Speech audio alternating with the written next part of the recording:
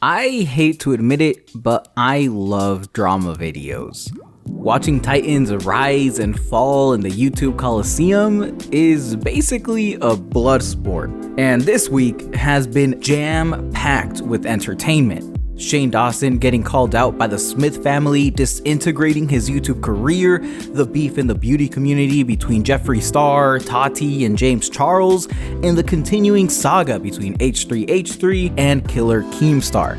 This has all provided an endless cascade of drama and call-out videos that I have playing non-stop as background noise.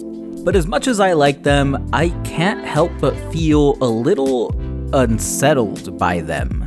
So I wanted to look into it deeper, but I'm not a drama expert, so I needed to enlist the help of a real pro. Hey, are you there? Oh my god, hi. Hey, what's up, Mark? Meet Mark. Cause you run your own channel, right? Super Milk. And yeah. It's like a drama / commentary channel because you do like essays on other stuff. Yeah, like I've been trying to mix it up a little bit because like at some point talking about rich white people all the time kind of gets tiring. You know what I mean? Yeah, yeah. So you're also like unapologetically a left-wing creator, right? Like you consider yourself part of this leftist ecosystem of content, which yes. I think is pretty big because, you know, I've been noticing something when watching a lot of these like drama channels. They like tend to have a lot of a certain perspective, and I mean you're involved in this more than I am, so I wonder if you have any thoughts on that. Yeah, a lot of them are, you know, right wing, especially in the beauty community, but I don't think the beauty community quite realizes that they're being, you know, fashy because there's just that dumb sometimes. But like the big drama channels, like not necessarily in the beauty community, were around during that time where a bunch of like atheist people on YouTube were like dunking on creationists. Okay. And like after that got boring and people stopped watching that, they quickly moved on to attacking feminists, and Gamergate really helped fuel that fire. Right. And like while all that was happening, they would weaponize their fan bases and start going after early feminist YouTubers like Lacey Green at the time. We know that mess. Yeah.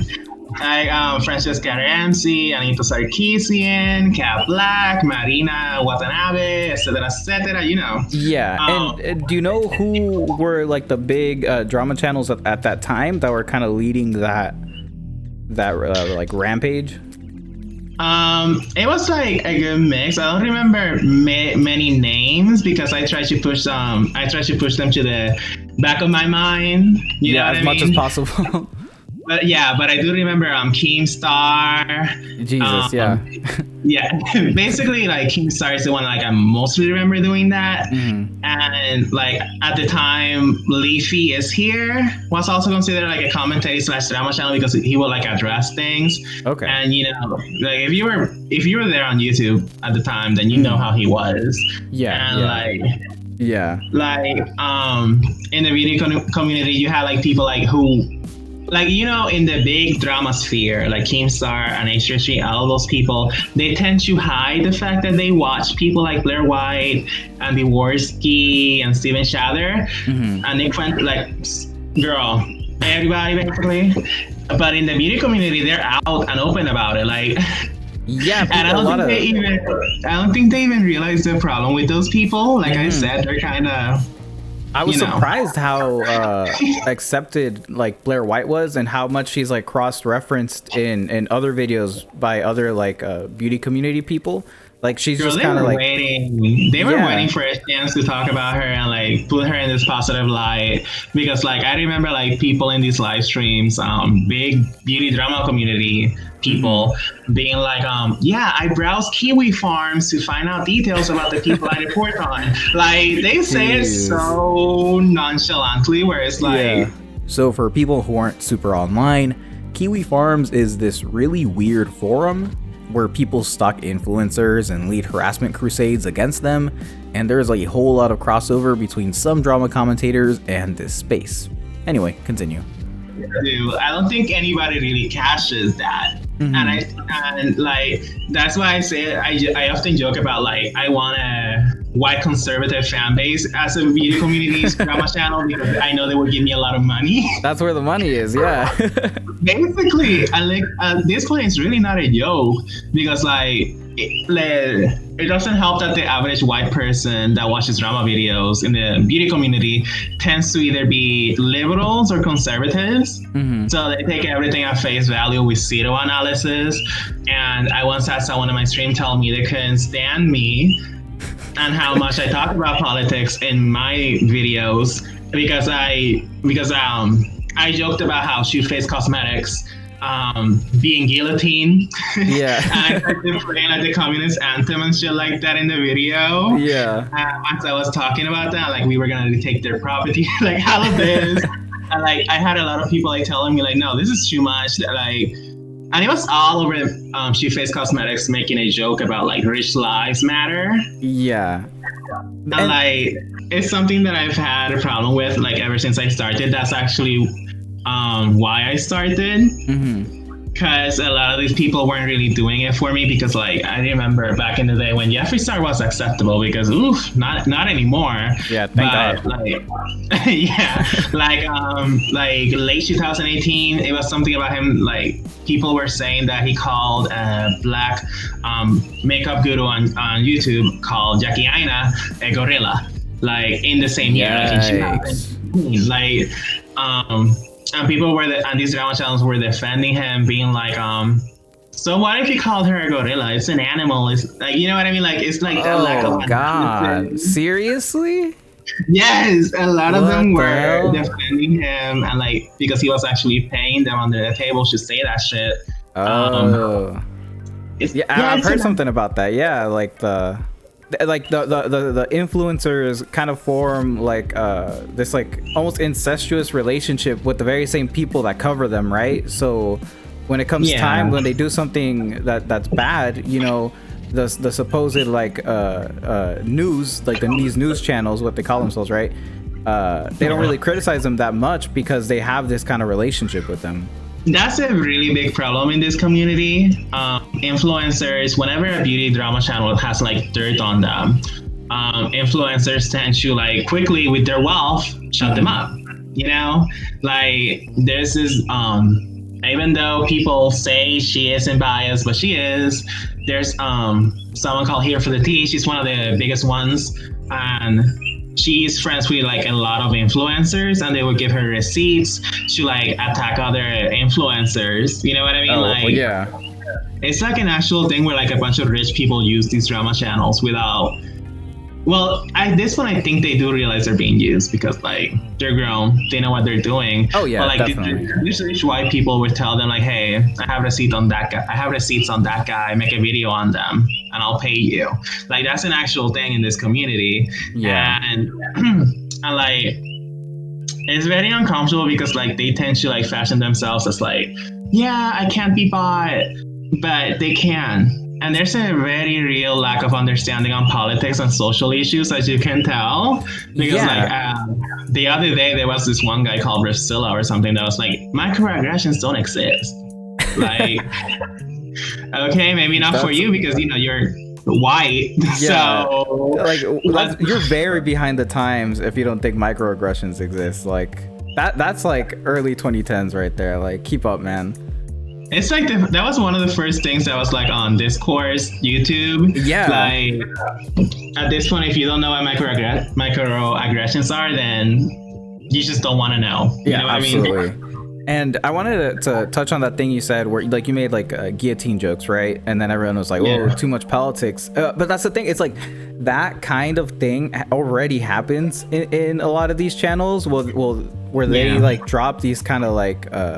I guess like on the low, they're like red pills, you know? And people just kind of accept it as like non-political because it's kind of like the status quo, right? Yeah, and like that's the thing, like when I say that they don't realize it, like it's literally dog whistles. Like you watch some of their videos and it's like the entire thing is a fucking huge dog whistle that's like every dog in the world will like perk their ears up like, oh, okay. Yeah. That's my clan member right there. Like, absolutely. It's a really big mess because like they say a bunch of shit in live streams, especially. Like one of them even devoted an entire live stream to making fun of my accent and calling Puerto Rico a shithole. What the hell? No, yeah, it was a mess. And he deleted the video because he realized it was bad. But like a bunch of people were watching him, and I was reading the chat, and like there were some people saying it's racist, but like the majority of them were saying it's not racist. He's just saying Puerto Rico's a shithole. What's racist about that? It's true. See, like, and they're white, I'm assuming, right? Most of them were white, yes. Yeah. That's a very big problem where like if you can flat out call Puerto Rico a shithole and make fun of my accent, then like your community has a problem.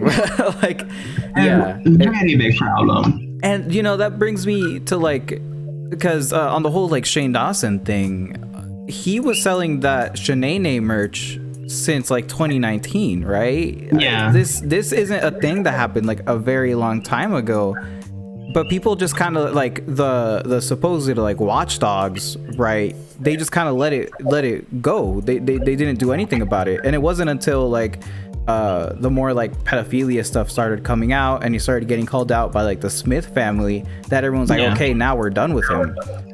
But like, how are we okay with the racism to begin with? You know, like that should have been it. It should have been over right there.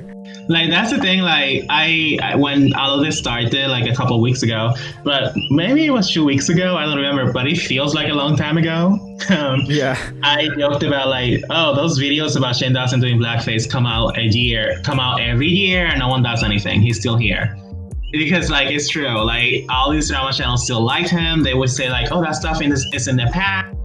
But just like in 2019, he was promoting Paul Joseph Watson, and he was their wife. Yeah, like in a tweet, he was like, he admitted that he was a big fan of Paul Joseph Watson's content, which is. I did not know that. That already is like a huge red flag. And like, that's the thing, like they didn't realize that was a thing. Like I made an entire video about it, and like only one drama channel changed their mind about him. Her name's Dishwashing Liquid. She's pretty cool, but like the rest of them were like, oh, what's wrong with that? That's just another content creator, just like him, like defending him. But like Paul Joseph Watson literally has a video calling Pattis a shithole because of how many immigrants there were. Like, what's not clicking? And like, like that, they would often give him passes because he was connected to Jeffree Star, and Jeffree Star was actually like controlling these drama channels, and giving them money, funding their trips. They're literally buying them houses and cars. Like, it's an actual thing. Yeah. Oh, that like the problems, it seems to be like so like endemic and entrenched. Like it seems like it's so widespread. Like, what do you even do about this? You know? I remember taking a break. I did take a break at first. Yeah. Like after a while, I did take a break because it got to a point where it was like getting ridiculous. Like, I mean, that's excessive. Yeah, absolutely. Because it was like, it kind of felt like I'm not growing in this community because of like how unapologetically leftist I am. Yeah. And like when really, I didn't really talk that much about like leftism, like communism or anything like that. Like, because I knew that would be a problem. So I just gave them like bits and pieces here and there. But they still had a problem with it. Like they would rather like, for some reason, these people still think that not everything's political. Mm-hmm. And that's a comment that I would often get, especially like about drama that would involve like actual like rich influencers, like say Jeffree Star. Mm-hmm. That they would tell me, not everything's political. I don't know why you're making everything political, but everything is political, especially in this damn community, that where at the end of the day it's influencers looking to take advantage of drama to push their products, to gain more funding. Because at the end of the day, I started realizing that the drama community doesn't really do anything but give these influencers more clicks and views, which ends up generating more profit. Like, right. It's a multi-million-dollar industry. Yeah. Like it kind of felt like I was fighting like literally against like I was like trying to swim away from a tsunami. You know what I mean? Yeah, but absolutely. Like, it didn't matter what I did. That tsunami would get my ass and drown me, bitch. You know what I mean? Like, it's a well-oiled machine. You know, like it's gonna be like super hard to fight against any of that. I would say that there is some advancement. Particularly that there's more Black creators now in the drama community since I started, and so a lot of them are my friends, and it has helped shift it a little bit more. But even then, you can kind of tell that Black people have to like make it friendly to the white people. You know what I mean? Like make it digestible. Like you still have to be like, not all white people are like this though. I'm talking to the white people who are this way. Yeah, like, you have to make it safe, right? Very safe. You gotta like literally like you're talking to a child. Yeah. Yeah, and it's like the drama community loves saying stuff like, "Oh, we never forget." They forget all the time. They forget all the time because like people will be making videos about Shane Dawson, like not Shane Dawson, but like other influencers being like shitty people, and then the next week they would be like, "Oh, these influencers are so brave. They're my friends. Like they reached out to me. We talked. They're cool." So okay, you forgot. Like because like you know Tana Mungo, for example, who was like out here saying like the N-word and calling people slaves and shit.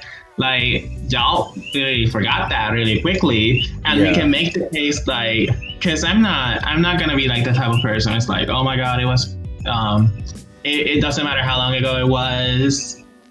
It's still problematic today, which is true. But like, I'm more prone to forgiving people who were younger back in the day who were saying those things. Yeah, right. That's fair. Because it's like, you know, it's a dumbass teenager. If you weren't a dumbass teenager. Obviously, not all of us teenagers were racist, but yeah, I mean, not everyone was like woke, you know, from the very first day they were born. Yeah.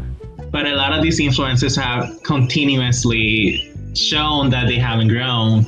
Like Jeffree Star, Lotto Lee, all of these people were making like fun of Black people, and like even Shane Dawson, like in 2018 or so, he made a Trayvon Martin joke, like about how he like. If only he had a job, he wouldn't be getting shot. You know what I mean? Like, that's disgusting. It's a lot. And like, they really do take everything at face value because like, even though it is a horribly shitty thing to do, this whole pedophilia stuff shouldn't have been like the breaking point. Yeah, you know? There was way more. Because like, oh, the blackface, oh no, that's fine, but you know, make a joke about Will Smith, oh, suddenly the world's ending. Yeah. And I get it.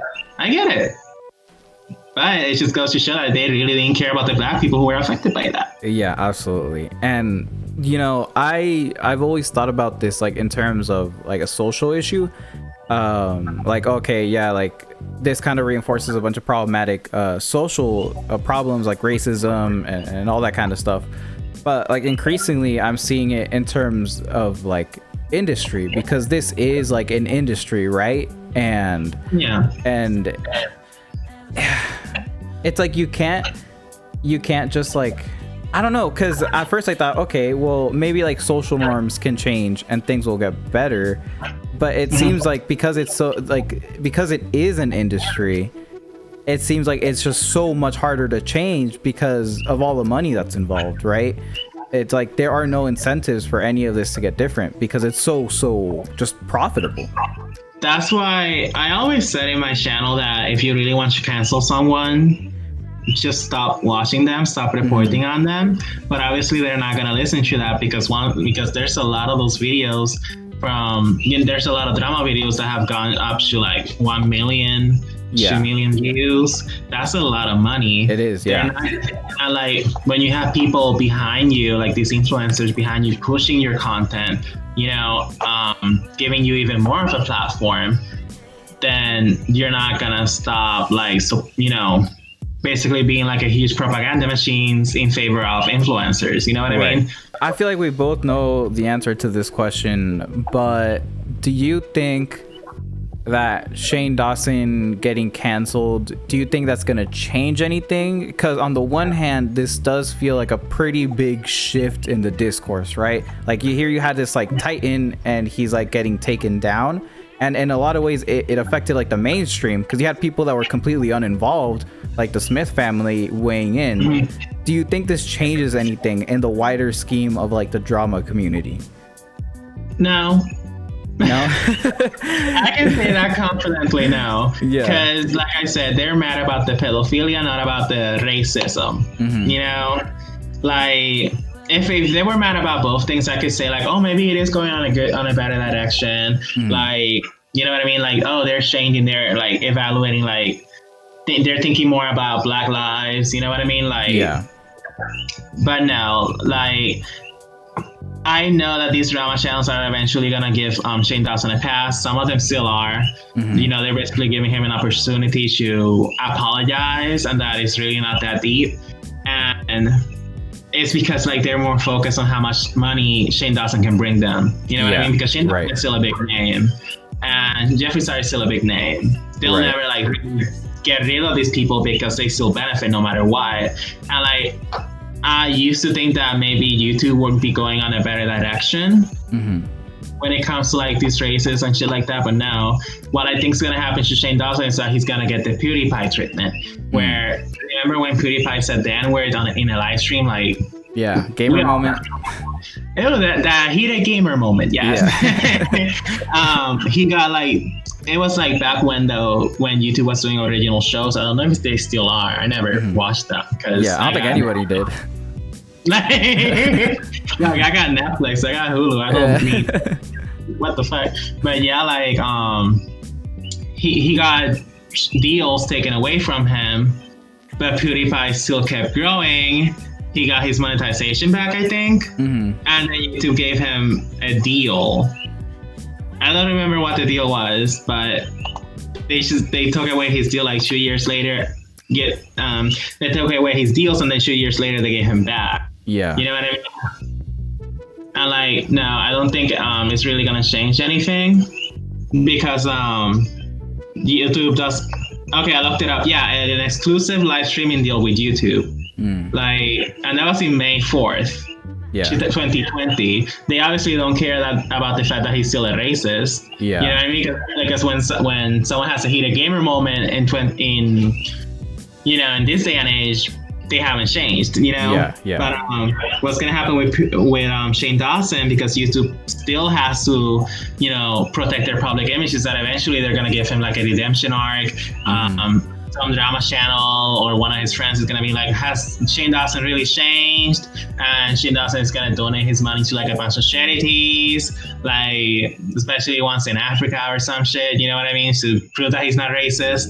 And everybody's gonna forgive and forget, and they're gonna make more videos on him. Because you have to keep the money coming, right? You have to keep the machine. That's the bottom line at the end of the day. More money. Yep. Like, they don't care about holding people accountable. And girl, listen, neither do I, because I just make these videos, talk shit, and do like have some fun with it at this point, because what else can we do, right? I do try to convince people to care more about politics and social issues. Like, like, even though I do talk about it in my videos per se, not as extensively as I possibly can. Because I gotta keep it digestible. When I get to the contrapoints, girl, I can't.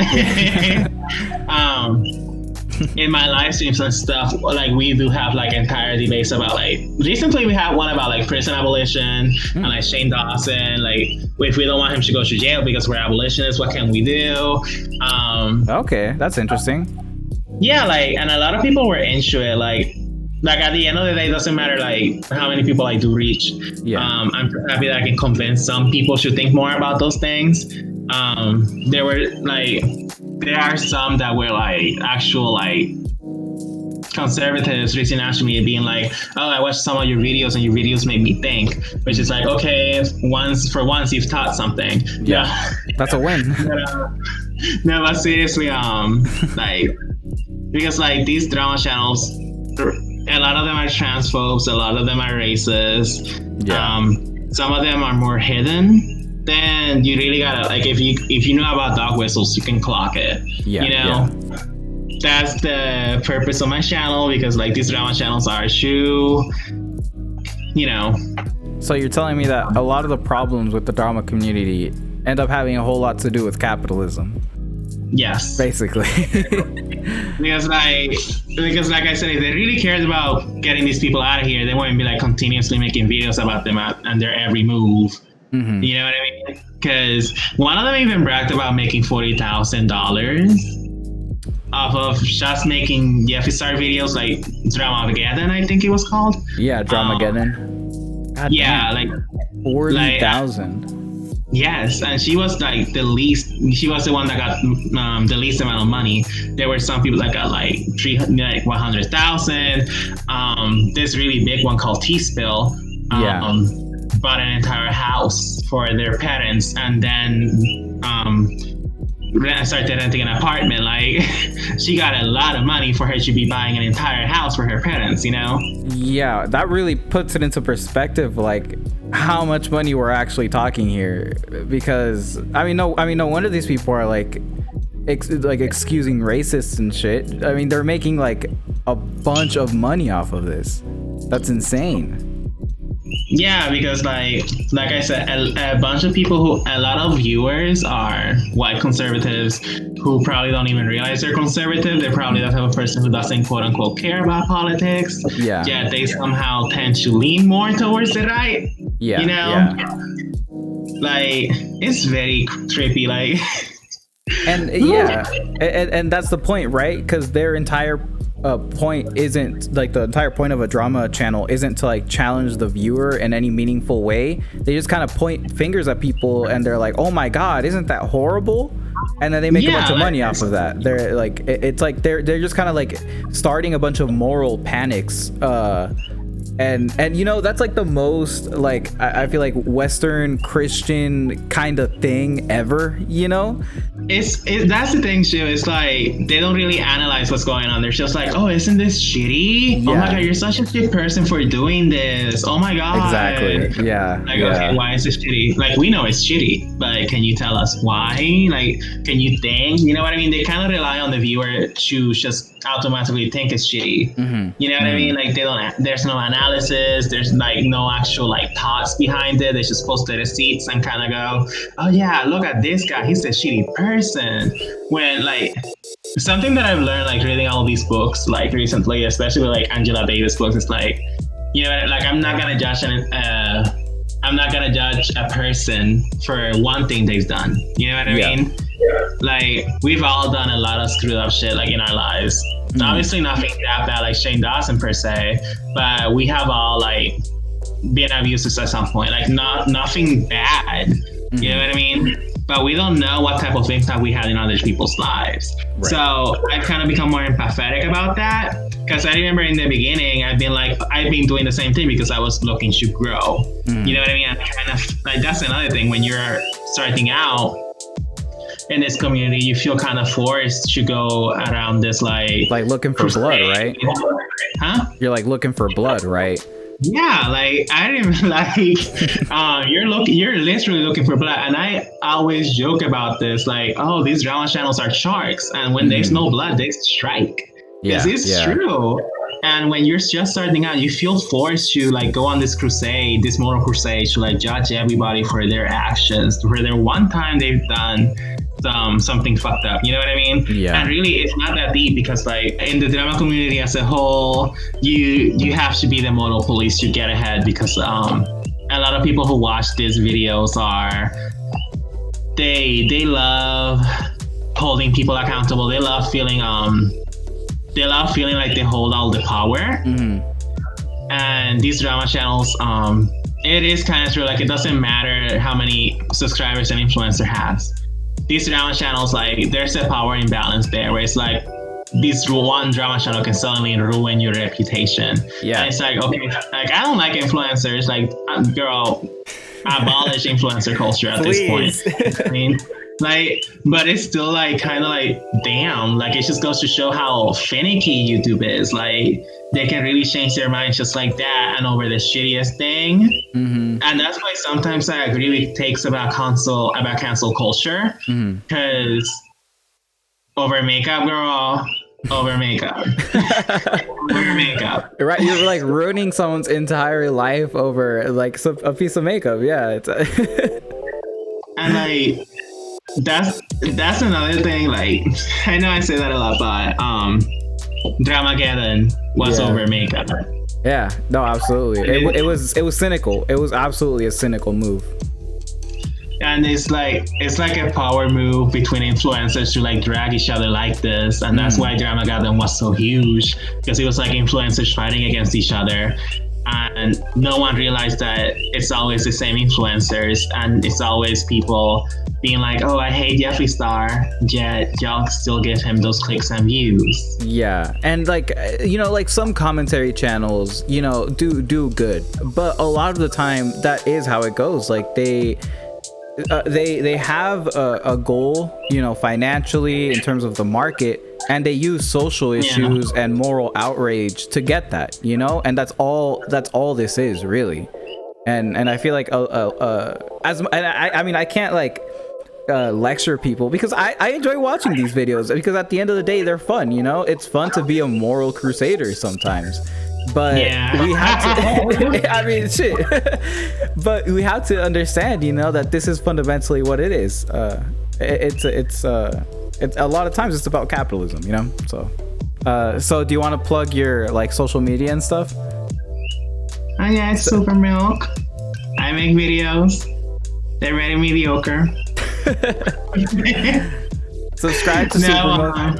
I do have, like, I am starting a live stream series with one of my friends who's like, where it's supposed to be about how we're reading books, like usually, so right now it's the Communist Manifesto.